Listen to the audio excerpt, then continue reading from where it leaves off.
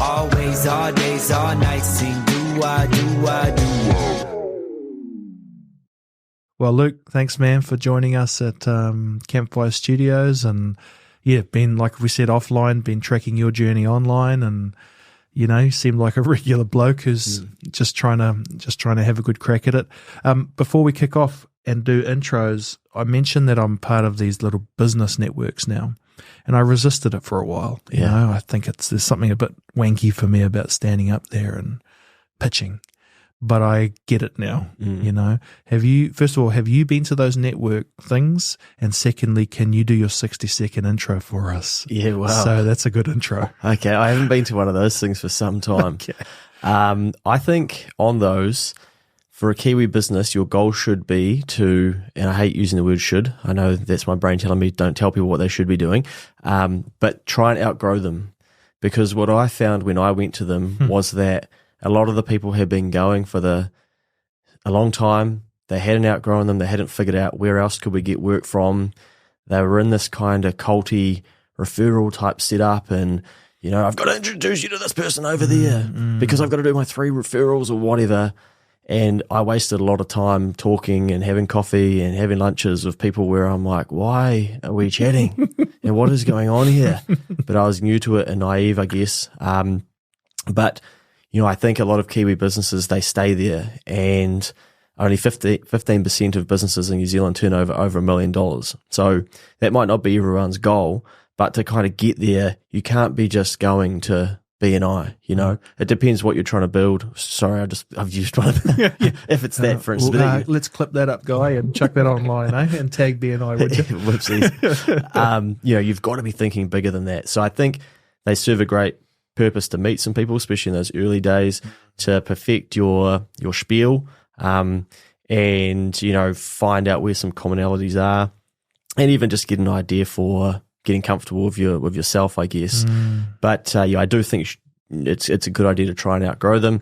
But my pitch is such, I would say, I help business owners try and build the business that they want to have, so they can make more money or have more time with their family, basically get back to why it is that they started business in the first place. How we do that through accounting services to start with, so making sure that they understand their finances, but working alongside them and partnering with them to actually get a bit of a business degree that they never got because they didn't go to uni, because they focused on their business and what they're interested in, and help them learn some of those things that can help unlock some of the next chapters in their business. Awesome. And then second to that, in my spare time, help everyday Kiwis get better with money and their own personal finances and empower them to make better decisions. Yeah, man, that's I'm one of them who's enjoying your teachings. Awesome. Let's go to you, Guy. Come on, pal. Time to start selling.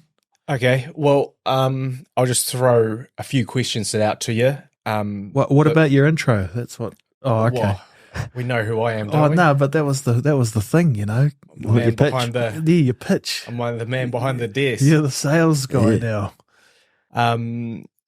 What is Straight into my it. question is, what is I guess when you're starting a new business and you're sort of trying to grow, what are some of the biggest mistakes that you see new businesses kind of fall into? What's the kind of things that you constantly go, I keep catching people with doing this thing? Is there something like that, or is it a few of those sorts of things? The main one would be that they're not trying to solve their client or customer's problem. So instead of using what it is that they do to solve someone's problem, they are focused on getting the website perfect. I've got to get the brand coloring right. Once I have this, then I'll start to do that. And so often with clients, what we'll say is, what's worked well? Like, how did you get a client? Okay, cool. We've got data, suggests that we've got something that people will give us money for. Money exchanges hands when value exceeds price. So we know that if they've given us money, that must be valuable what we're doing for them. So we've got one data point, and then we say, so what was it? What was the problem that you solved? And then they kind of think, oh, we take photos of people. No, you don't. That's not what you sold. Like, what did you sell them? Well, I don't know. We gave them this one in a frame. No, you captured their memory of that day so that they'll never forget it. And every time they look at it, they'll be reminded of what a special day that was. Oh, holy shit, you know? So often I think Kiwis and everybody will basically go down the path of avoiding what they know they really need to do because it's scary to go out there and say, we help you capture the best day of your life and we'll guarantee that you'll love what we do for you or we'll give you your money back. Yeah. And so they'll go down the like, let's get some branding done, or let's get some testimonials or something like that. And so not actually go back to what they need to be doing to be able to get people to transact with them. I mean, that's a really interesting thing for you guys. Off camera, I was like, who's your mentor? And you're like, oh, I'm not a businessman. So you're kind of doing what Luke is saying, just worrying about well, I'm not really worried about any of the branding or anything like yeah, but that's a good thing in some ways, isn't it? Because what you're saying is your eye is where it should be, looking after you, lobbying for your customer that they get what's valuable and necessary. And so I guess just further to that, it's basically then we go back to, okay, who was that person? They were this type of profile. Well, how can we find more of them? You know, let's go and message them. Let's ask them, do they know about anybody else that's getting married soon to get their photos done, for instance? So that's the example. Go on social media. Are you getting married in the next 3 months? We'd love to create breathtaking images for you. Please get in touch. Do you know anyone that's getting married? But instead we'll do the website, we'll perfect it, we'll wait 3 months for the branding people to come back, and you know, so we've got to go direct to the people that want what we have to keep building data that we have something valuable for the market. Yeah. Because the longer that it takes us to get data and results, then we start falling into the, oh, maybe I'm not doing it right. Maybe I could be doing it like my competitor, or I've got the imposter syndrome, and all of the wrong data starts creeping in. So then it gets harder and then you get distracted by more things. So often with our clients, we're basically going back to basics of what do you do? Like what's actually working? Okay, it's worked. Could we do more of it? Do you want to do more of it? Is it enjoyable to do more of it? Let's do more of that, and let's figure out what we need to do to get more of that, and then eventually the snowball just keeps rolling. Yeah, and I guess what's something that I've often thought, because podcasting is like a passion for me, you see people's difference, but you see the similarities too. And I think what I've been witnessing is like, you know, what you don't have sometimes pops up in other people. You know, and I wonder if that's been the case for you. Like, you seem to me like you got it all kind of mapped out. Is that true? I wouldn't say I've got it all mapped out. Like a little bit, I'll definitely try and create goals and visions and things that I want, and then work backwards of how, but also who, you know. So I'm big now on, I don't need to do it all myself. Like the ego's gone. Who can I get access to that knows how to do this, that's done it before? And, you know, one thing that's itching in me is to have a big event around financial literacy, or even, you know, like a business warrant of fitness once a year. And for some reason I keep putting it off. And then the other day I was like, I'll just talk to someone who runs events, and then maybe I could contract them to help us pull it together. Then I don't have to worry about this massive event that we've got to put on. I can get somebody else. So then going to the who, not the how, because I know how to do an event, but I know that it's a big time suck and it'll take me away from a number of the other things that I need to do. So then I've got to swap money for somebody's expertise and time so that they can help us do that. And then we can do the pieces that are most fulfilling and we want to be doing. So one thing that I do at the end of every month, so I have a calendar reminder, and it's basically 3 up, 3 down. And so what it is, it's a reflection time to figure out what are 3 things that I like doing. How could I do more of those? And I review the month that's been. Sometimes I scroll through my inbox, scroll through my photos in my phone to figure out, oh yeah, that's right, that happened this month. That was awesome. I love that. How could I do a bit more of that? Back through the inbox, like, oh, that's right. When that email came in, I was like, fuck. You know, so I'm like, how can I not deal with that in the future? Unsubscribe from that. I don't want that. You know, I don't want that data coming into my brain reminding me of that. So basically, what 3 things can I do to increase my energy, and what 3 things can I remove to ensure that they don't take my energy? Interesting. Yeah. Where did you learn that? Is that, you know, someone teaching you that? Are you learning that by months of just, trial and error? A little bit, but also come across the concept through Dan Sullivan. So he is got a business in America called Strategic Coach. Now, I don't think many Kiwis know about Dan, but on YouTube you can access a lot of his teachings and things, and that was something that he was speaking about, and I was like, oh, that seems like a good concept. And then I was working with a mental skills coach as well, Aaron Walsh from the Chiefs, and he was like, there's too much focus on time management, not enough focus on energy management. And then I'm like, whoa, that's the same thing. And I'm like, okay, there's something here. Maybe I should set a reminder to explore this so I don't just do it once. Because if I just do it once, I'll be like, oh, yeah, that worked. But then next month I'll probably forget. So then I've become massive on setting reminders to keep going back to those types of things. Well, you mentioned kind of coaching, and I don't know if it's the Kiwi mindset or what it is, but what even if I sit here now, I'm like, yeah, who's really coaching me? And am I even interested in being coached? You know, why can I park something in my mind around mentorship as like, oh, that's a good thing, but why am I not investing in coaching? What's your thoughts there? Have you always been someone who's kind of, I guess, just a bit more open to being coached? Yeah, I think so. I mean, I've played football for a long time and always had a coach. I kind of look at, like, I see myself as a high-performing athlete. That's what I wanted to be. I wanted to be a warrior, you know. Awesome. Or I wanted to be a Kiwi in the rugby league team. Yeah. But then I had to come to the understanding that that ain't happening, you know. That you have to try and now own them. Yeah, so I would go to the gym, like, when the Kiwis weren't performing after, like, when they'd lose, and be like, fuck, I'm getting big, I'm going to go, like, this is me. And I would still be squatting 60 kegs, and now I'm 35 and still struggling to do that, you know. And it's like, damn it. So now I get to go and enjoy their environment and watch them and support them. Yeah. But I've always looked at myself as a high-performance athlete effectively and thought, well, now I've found my sport, and that's business and content creation and helping people and things like that. So imagine if the All Blacks just said, oh, we're not going to have a coach anymore. Everyone would be like, what the hell? Like, no one does this. Yeah. But individually, we don't put the two things together and go, oh, that could be quite smart to have somebody who's can guide us, hold us accountable, it's challenge like we're us. not taught that. Yeah. You know, like we ever taught that guy about, I guess when I think of coach, I think guru stuff, you know, and maybe, you know, we're all a bit guilty of wanting to outsource all of our thing to something. But, you know, maybe coaching's a bit more practical too. What's your thoughts, Guy? Well, I think there's two issues, but I think that obviously people were sort of notoriously tight with money. And when you're thinking about starting something and you're thinking about even educating yourself to that thing, the first thought that you have is not necessarily that you should spend money learning about it or for someone to help you learn about it. Your first thought is like, I need to learn. I need to sort of master this thing, without the understanding that, yes, obviously the most straightforward way would be to be coached in it or mentored.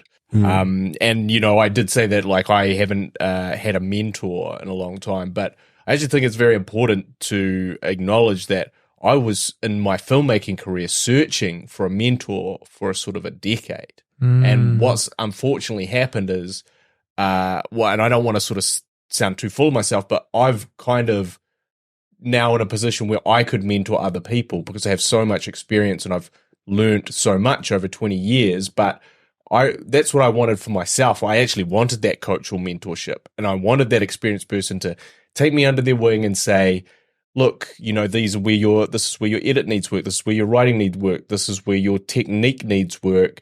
These are the things that you should look at for next time. These are the things that you should consider as you're doing these revisions. Like, I really wanted that and I just didn't have it. And then at a certain point, I think you get to a point of, I hopefully get to a point of mastery where those things are less critical. You're able to do those things yourself. But, you know, did it take me an extra 5 or 10 years because I did not have that? So I learned a lot slower.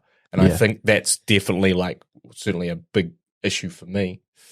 Yeah, I think on that, then the beauty is that you could be the mentor, the coach, the guidance, counselor, like whatever term you want to use. I think Kiwis, like, we're a little bit scared of the mentor thing anyway, and we can come back to that. But you could condense somebody's learning from 10 years to 1 year to someone young coming into the space being like, okay, I want to do this. And all of a sudden you can go, well, here's 10 years of my knowledge condensed into one.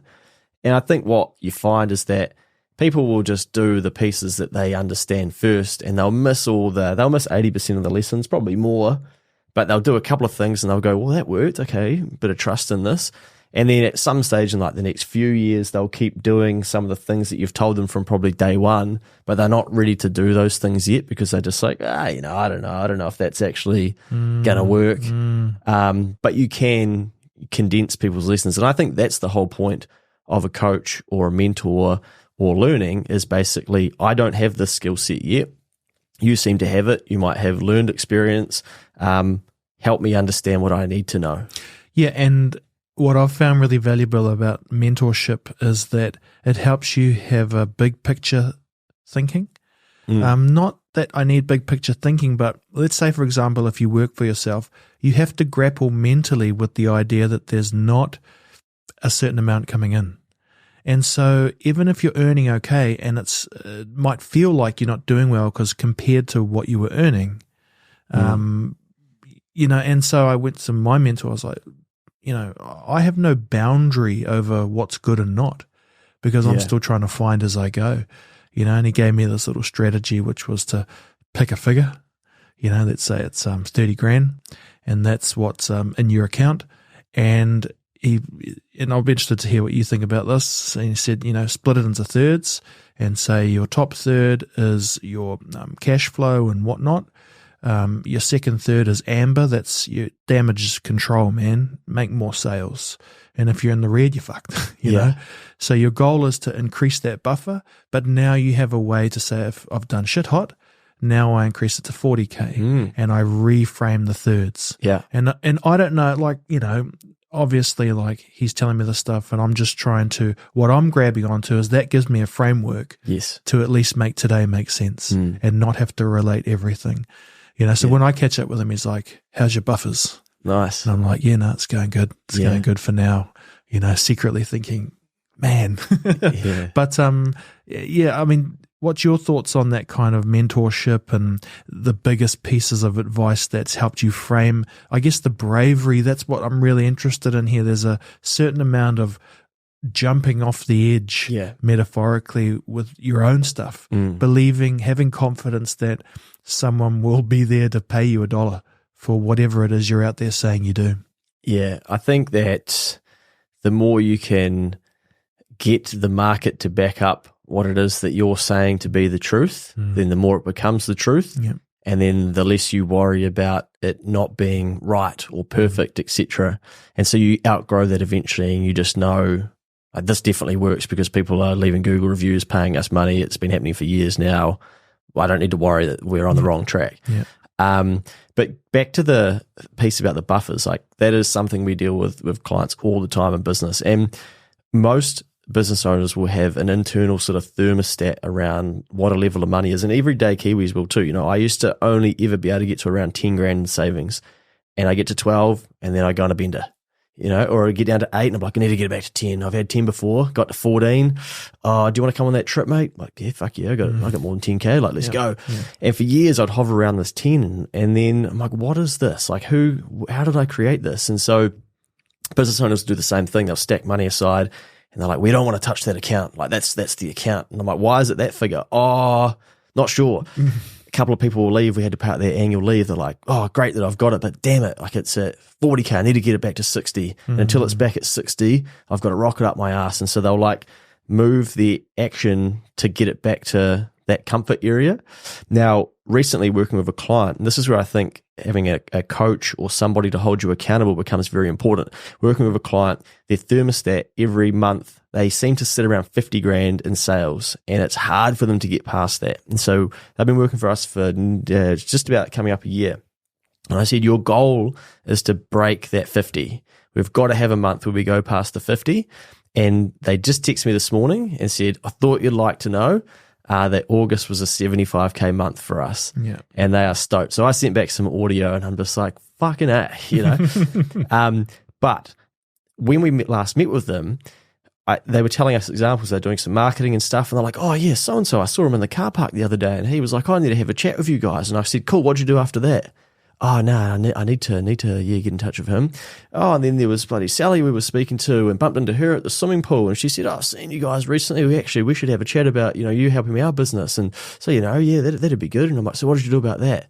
Oh no, well I haven't yet. And I'm like, so mate, if you want to be the 50K a month business owner, keep doing what you're doing. If you want to be the 75K, as soon as that person indicates to you in the car park that they may need your help, Luke's in your ear being like, send him a message straight after this. Yeah. Like turn that into a conversation. Sally down the swimming pool, same thing. What are we doing? We're messaging her, we're emailing her, inviting her in. That's the 75K business owner.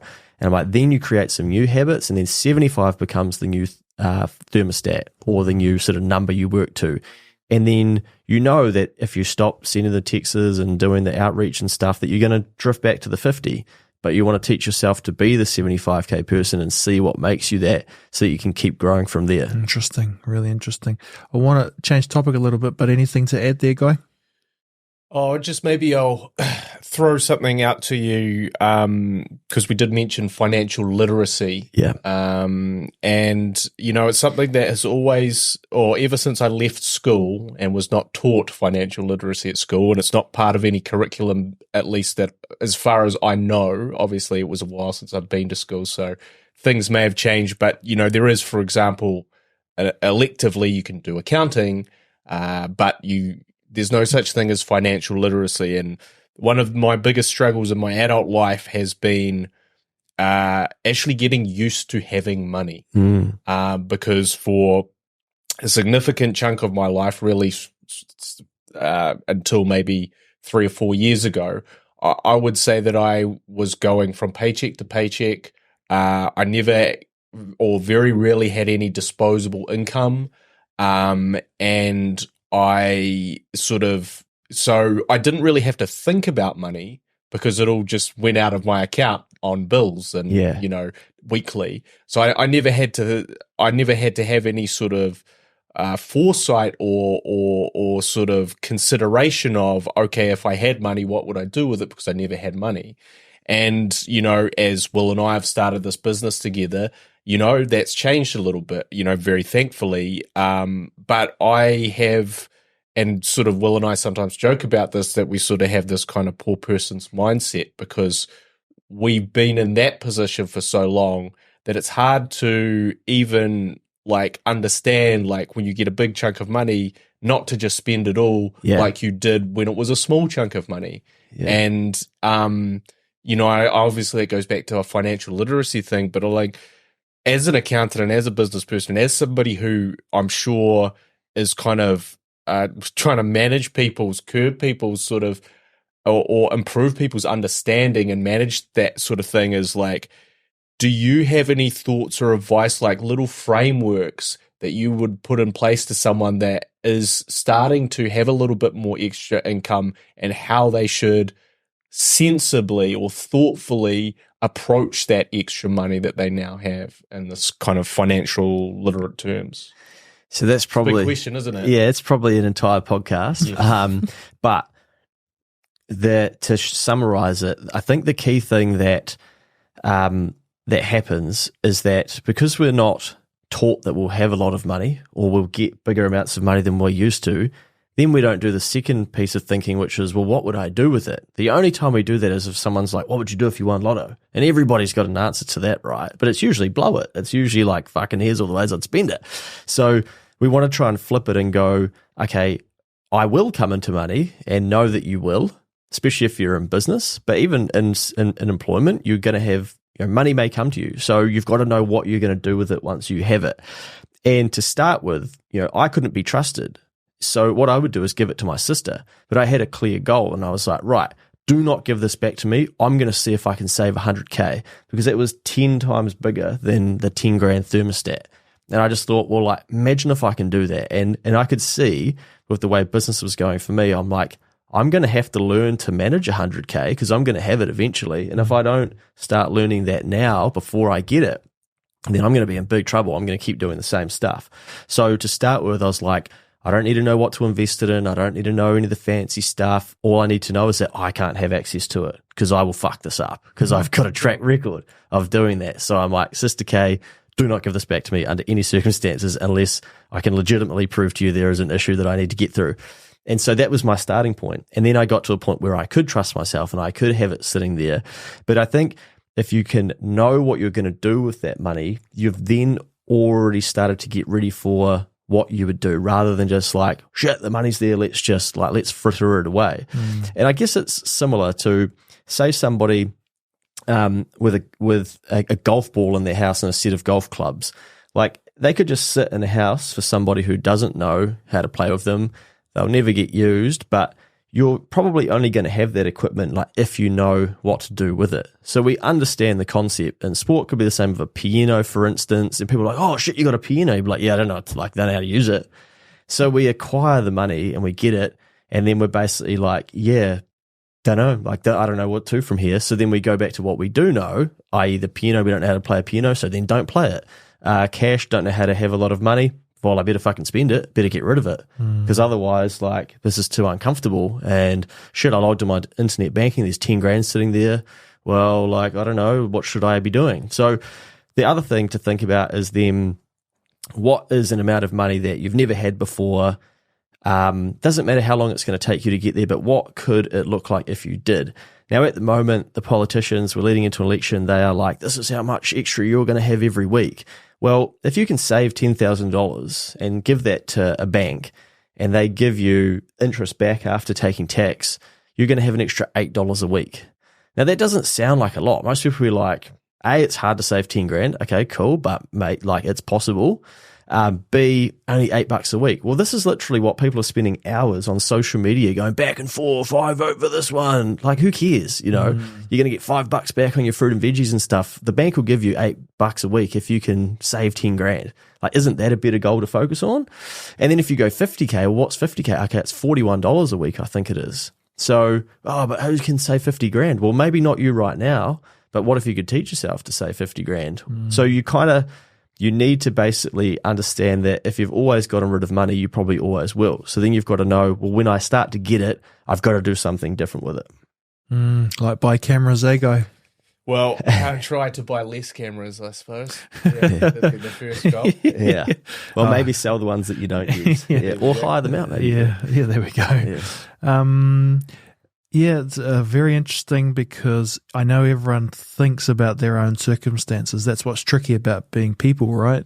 Is that we've all got our different histories and our weird little quirks and whatnot, and traumas too that influence. And I like these kind of chats because they just ask you to be a bit more present with your thinking, you know, and ultimately, like, it's a great thing for you because really the solution is if you don't know money, you can come to you, be a client, and you'll walk that journey with people, just like we do in the video and podcast space, right? Yeah, and it is hard. Like, I have clients where I know they're avoiding me because I know that they're like, fuck, I'm not, you know, he's not going to be impressed with what's going on. And interestingly, the clients that have the most questions are usually the ones that are doing the least well financially or have the most struggles financially is probably a better way to term that. So I'm always trying to unpack what that is. So they'll have questions about how we're doing things. And I'm like, dude, like, I should be coming to you being like, how the fuck are you doing things? Don't worry about these little things that we're doing. Just accept that it's probably right. And even if it's not, it's probably not that important. Absolutely. Like, let's ask some good questions that we can give you some good help. But I think when we start going into that scarcity and desperation mode, we're like, let's grab onto anything little just to give me a little bit of comfort that, you know, I'm still in control here. But really just instead of going, we say to clients like spray the weeds. So that means basically fix the actual problem. Don't just plant nice little plants around it to be like, okay, we can hide that for a bit longer. We're like, those planting things, cool. But like, let's spray the weed as well because we're not actually fixing the problem at the core of it. Interesting. So I guess like that segues into something I've been thinking about, the idea of debt, right? And maybe that's a problem. It's definitely a problem. But I've been hearing people on different platforms talking about making debt work for you. And it's a little bit like, I was like, what the fuck do you mean? Yeah.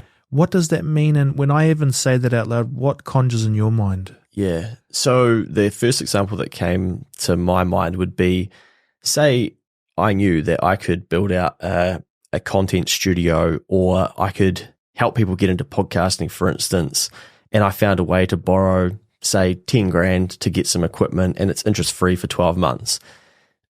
Basically, with debt, you're always looking at what is the cost of it to you? Can you get a better return?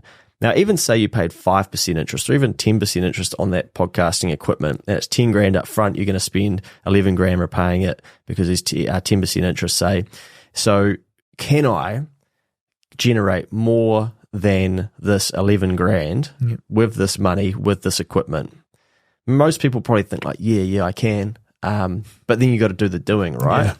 So I'm for debt when you use it to get a better return.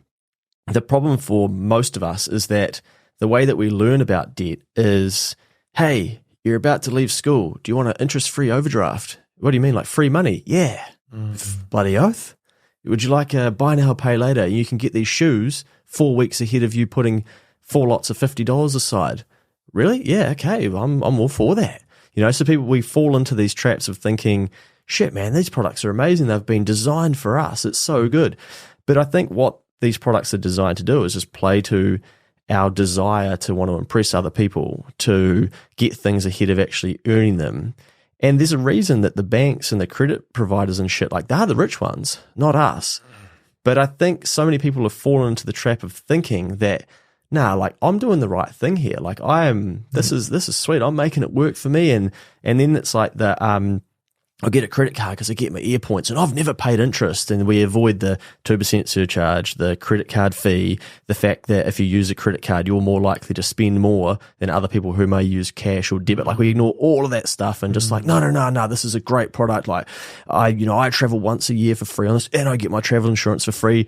Like, someone designed that because they knew that that would happen at scale. But naturally, people that get behind on that stuff, they end up subsidizing it for everybody else as well. So then we think, well, I'm not like them, so then I'm winning. Yeah. So then by the time we, actually go to take on debt to build a business or do something that generates a return, we've had all these lessons of, well, each time I took debt, I didn't get anything back for it except the material things in the first, part of taking on the debt, and then slowly we get out of it. And then it's so scary to go, right, well, now I'm going to take a massive risk, borrow some money, have to pay for it, and then it's up to me whether I can actually generate a return to get this back.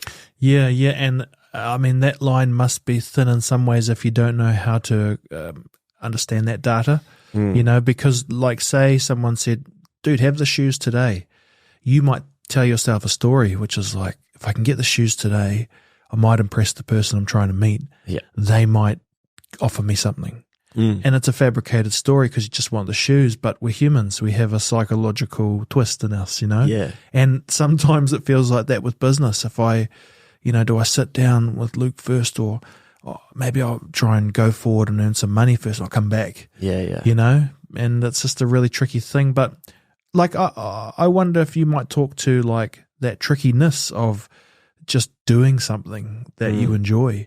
That's been one of the best fruitful things that I've enjoyed about this business journey, is that, dude, waking up and like, my big problem today is get the kids to school and try not to be too late as I'm coming from out of town. Yeah. And it's like, I even thought like, well, if you're late, that's all right. You got it's okay. You can do a couple of things, I haven't burnt too many bridges with you. So I've at least got one phone call. I said, bro, I'm just, running a little bit late, but, juxtapose that to another scenario where we're under the hammer, we're on a big deadline, and we are on big deadlines, but we're kind of in the game too. Yeah. And I just wonder what it's been like for you to transition out of working for people to running your own thing, and the balance of stress and like, it's a good stress because it's for you. Yeah. I mean, I've loved it. It's just completely changed my life, and I get too preachy to people to get into business and then forget that I've probably got some skills that they might not necessarily have. Yeah. So, maybe it's easier for me with just certain ways that I am and stuff like that, but it's just changed my life so much. And if I look back at some of the things that I've been able to do, the people I've been able to meet, I've been in like private helicopters, just shit that I'm like, now I see a helicopter, I'm like, someone built that, someone can afford it, and someone hires that pilot. Yeah. Like, what the fuck? But there was no way my brain was thinking like that when I was employed I'd be like, rich assholes, you know, why do they think they need a helicopter? Now I'm like, they're trying to save their time because their time's really valuable and they've got things they need to be doing with that time. It makes sense. Like, how did they learn to be so valuable? What the hell? Like, what do I need to go away and learn? And have they shared anything with you? Like, what's something surprising that someone really wealthy shared with you and you're like, fuck, I never thought that you would adopt that, you know, like The Secret or something like that. Probably like how much they want to help you. And, you know, if you add value, how much they'll want to support you and how much they'll go into bat for you. And the things like you'll find out that they were doing for you that you didn't know was happening behind the scenes because they have probably come from a similar position of going through the struggle at times, and they can identify people and they go like, I want to help them. And then you start doing it yourself. The other day I went and got my hair cut. The dude could not speak a word of English. No shit. He's moved over here from Brazil. And the store owner is like, oh yeah, mate, this dude, he's here to learn English in New Zealand. He's got himself out here. He's like, on day one, he rang me and I've used Google Translate and he just needs to make some money because he's realized how much more expensive New Zealand is than he realized. And I'm like, fuck yeah, what an attitude. Like, get to a new country, you can't speak a word of English. And he's like, I need to go make some money. Okay, straight online. He lives in a room currently with 9 other people. So I'm like, man, I love that. Like, I respect that. So I am like, oh, I'm going to pay extra because, and I'm just like, so we had to Google Translate. That's a tip for you.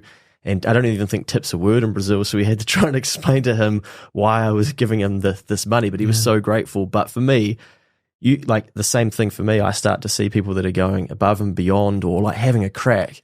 And you just want to help them because you know, wow, they could then change 1,000 people's lives as well.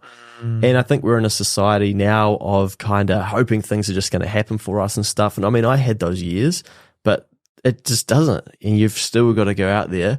And we say to clients all the time, like, the market won't come to you. You've got to go to the market. Yeah. And have you got thoughts around what, if you're thinking of doing business, you know, what is it that you can do? And I'm sure this is a huge market where people are like trying to answer this and talk to this, you know, the Alex Hormozis and stuff of the world, you know, people not sure where to go. You know, I have my own thoughts, which are quite simple because I use it on myself. Like, what can you do that others find hard but you find easy? You know, second question I ask myself is, will people pay for it? Like, seriously? Yeah. Because if I just like, you know, doing burpees at home and I don't have abs, they're probably not going to pay for it, you know? Yeah. And then I don't even know what my third one is because I just get past those first two. But, you know, that's just how I've been framing it up when people ask me because they're about to have a crack. You know, make sure that if you really love it, it'll probably help you when you're doing it at 2 a.m. And it sucks. Yeah. You know, if you really hate it, then it'll probably at 2 a.m. it's making negative mental health for you, you know, and that's how I see it. But, you know, you have a more articulate way of probably describing that. I was thinking about this morning because I think about this for the Keep the Change audience when I'm banging on about find some extra income. And I think they're just like, dude, like how though? Like what am I going to do? And I'm like, yeah, I don't know because I don't know you. But I think if you can do things that you enjoy and that fulfill you, then that is the answer because eventually money comes. But it's so hard to do that because we go to school, we do X amount of subjects which are limited.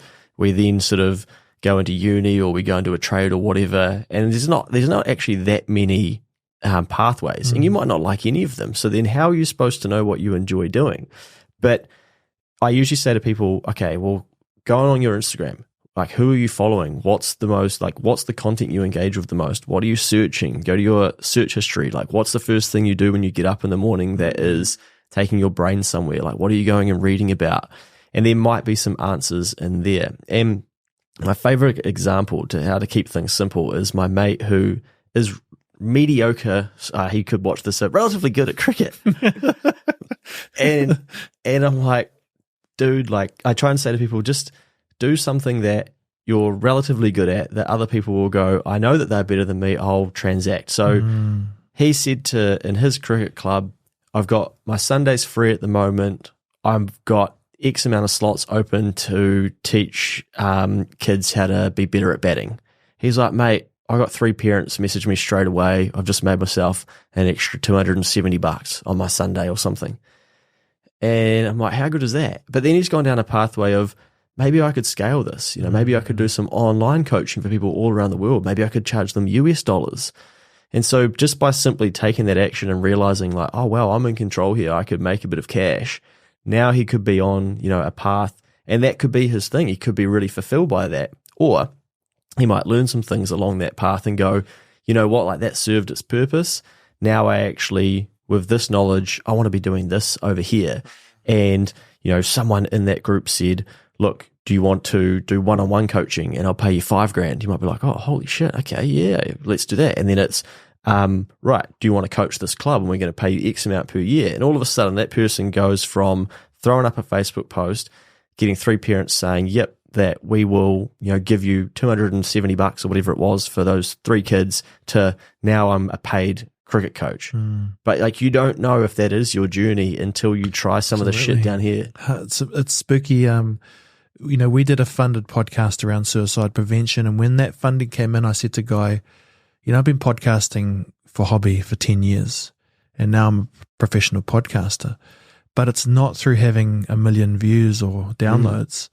I hacked it by finding a different avenue, and we had a moment where we were like, oh shit, I might have peaked. Yeah. Because the goal when you're doing something is to be good at it. And it's by what metric, I guess, and, like you're saying, trying to find, and so there's probably still a chance to be a warrior, to be a Kiwi, but it's like, maybe it's the financial literacy warrior for them, right? And if you love it, then you can make those worlds come together. Yeah. Maybe, Guy, I get to ask you this stuff too, because you're kind of, you're slightly pessimist. Maybe you're an optimist, big term, but you're like, you quite often do this to me. Ooh, don't know, mate.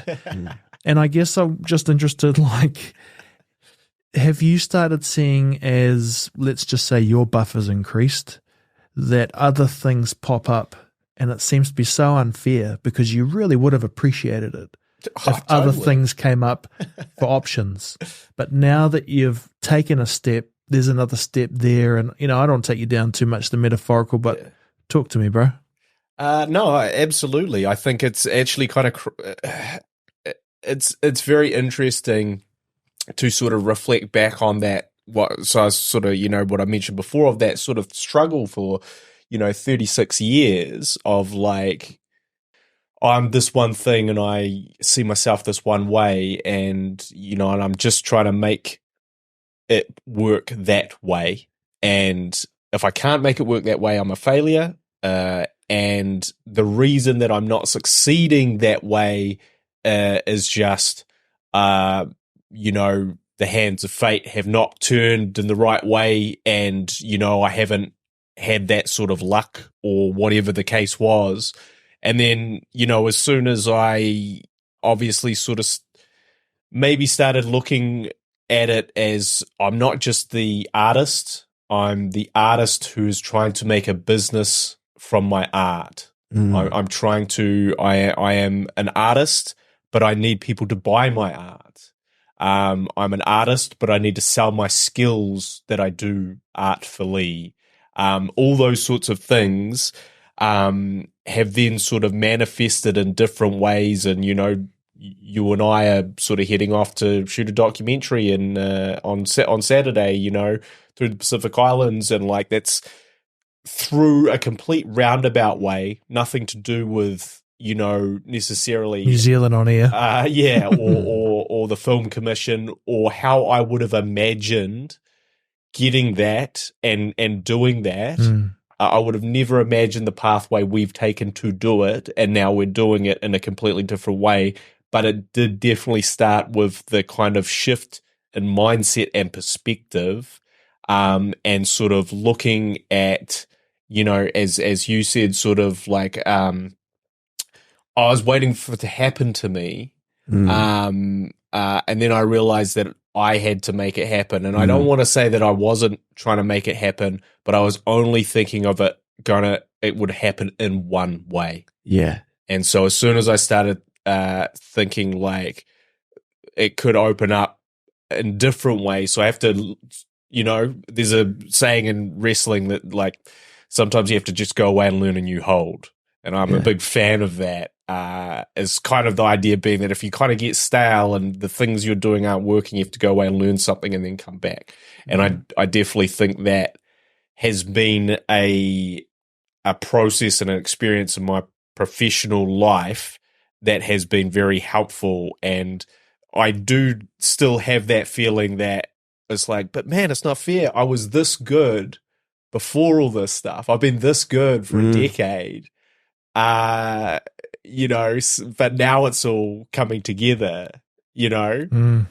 But I've been this good, so how come it didn't happen all that other time, you know? It's also interesting because I didn't grow up like that. I never thought I was, you know, I'm the youngest of my lot. Yeah. And I always had people clearing paths. The only reason I'm doing this is because I realize fucking no one's coming to save me.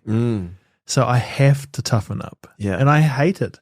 I hate having to know more about shit. Yeah. If I won lotto, I'd fucking chill. Yeah. And I'd, you know, probably either eat too much or get a personal trainer, you know. But yeah, that's why I really appreciate you doing this for us, because this is not in a wanky way. These are the awesome networks and opportunities that we get to build because more of life is on our terms. And I want that to come through in these business chats, you know, not just the nuts and bolts that, you know, it's like a religious, probably too much, but spiritual. You have to really think that there's something there for you. Yeah.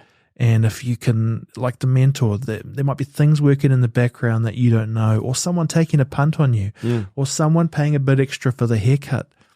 Dude, it might have been enough for the next step. And you'll never cross paths again, but how cool is that? And it just, you know, that's what I think a life worth living is, should be. Yeah, and like I couldn't do that shit when I was poor, and when I was in debt, and when I had credit, and when I was just actually selfish and doing the things that I wanted to do, and drinking too much and going on trips I shouldn't have been going on and stuff. And so I think it's a hard conversation in New Zealand, because I think we dial the conversation hard to the rich are fucking everyone, which, you know, there's always evil people, but there's evil poor people, there's evil rich people, there's evil middle class people.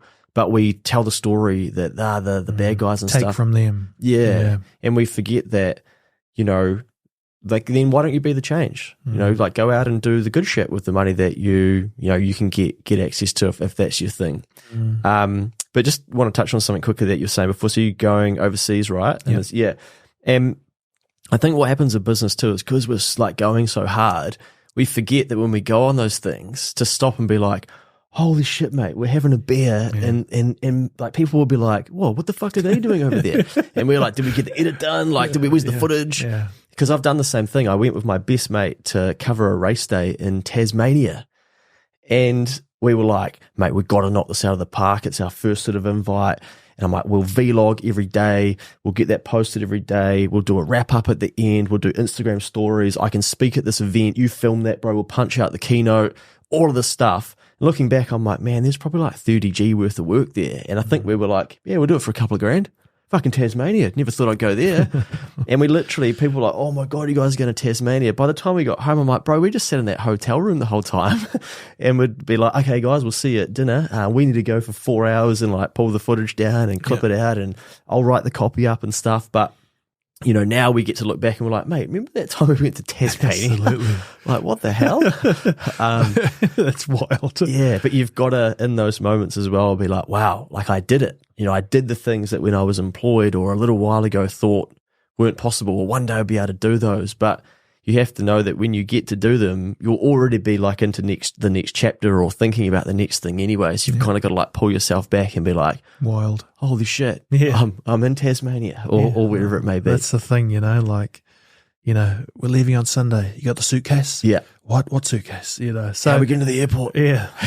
But, you know, it is that challenge. And I think one of the good things about being in our 40s now, guys just reached 40, is that I know I'd rather be doing it now than 50. I'd probably have more different patient skills at 50 that would allow me to enjoy that. But I know I'm partly going on this trip because I need to force us to live it and enjoy it. And, nice. And you know, it's hard to put a price to that sometimes. It's even confronting for me. It's like, it's really easy to forget the value you bring to things. Yes. You know, I call it alchemy. Guy hates when I talk like that. The little, you know, these little moments that help the other things kind of connect. Yeah. But anyway, who cares? Because it's working, and if it's not working, then we'll go into damage control and we'll be booking in with Luke for an extreme session. But dude, I want to thank you for just all your work out there. You know, hundreds of hours you put into to trying to get this going for people, and also I know you're getting some success with engagement, and you know, hats off. That's so hard to do in New Zealand. You know, I had a podcast like 10 years ago, and it was before podcasts were kind of big, and it was getting all these downloads, and I was in a partnership with someone, and I kind of peaked my podcasting. It was getting thousands of views, and at the time I walked away not really knowing what I'd had. Yeah. And so I need to know that when that happens again, to double down on it, you know? Yeah. But at least there's someone I know who's getting their views not just by coming from a big media organization or having a really just pumping money into it, you know? That's because people like what you're talking about. So really hats off to you. Where can people follow you, dude, if they want to, if something you've sparked in our chat today and they want to connect ASAP? Yeah, just on that very quickly too, I actually turned down a partnership with a media company because off we were talking about, I've still got like the Danny Verk swag, you know, the out of the small town and I could make it anywhere thing, the chip on the shoulder of like, fuck it, I might just try and do it on my own. And I'm like, that'll always be there. So, you know, I like having a crack. I like going through the grind. For Keep the Change, the podcast was just growing nuts over these last few months. And then August hasn't been as big as July. But I'm not like, I think a few ego shades ago, I'd be like, damn it, you know, and I'm like, maybe it's plateauing, but sweet, you know, as long as people are taking action, then that's the actual goal. It's not about me and how many downloads and how many listens and stuff. Yeah, that shit looks great for people to look at and stuff, and they're like, oh, wow. But I'm like, how many people can I actually impact and will actually like make a change, and then, you know, one day be like, thanks, mate, you know, I've done something off the back of that. So Keep the Change if you want to have a look at the personal finance stuff. So Instagram, keepthechange.co.nz. Me on LinkedIn, Luke Chemies, if you search me up, and then Next Advisory, Instagram, nextadvisory.nz. We've got a podcast called the What's Next podcast. Keep the Change has got a podcast as well. So there's 300 plus, well, I think there's 400 now episodes on each. So there's insights into people's lives, businesses, things to do, things not to do, things that I've done, things that I wish I didn't do. But, you know, I just trying to be relatable, and going back to what you said at the start, sometimes I'm like, I'm just a battler having a crack. That needs to be a t-shirt. Yeah. Guy, let's get our shit together for Fiji, eh? And thanks to everyone. Thanks to everyone for watching, and we'll catch you in the next one. Always, all days, all nights, sing do I do.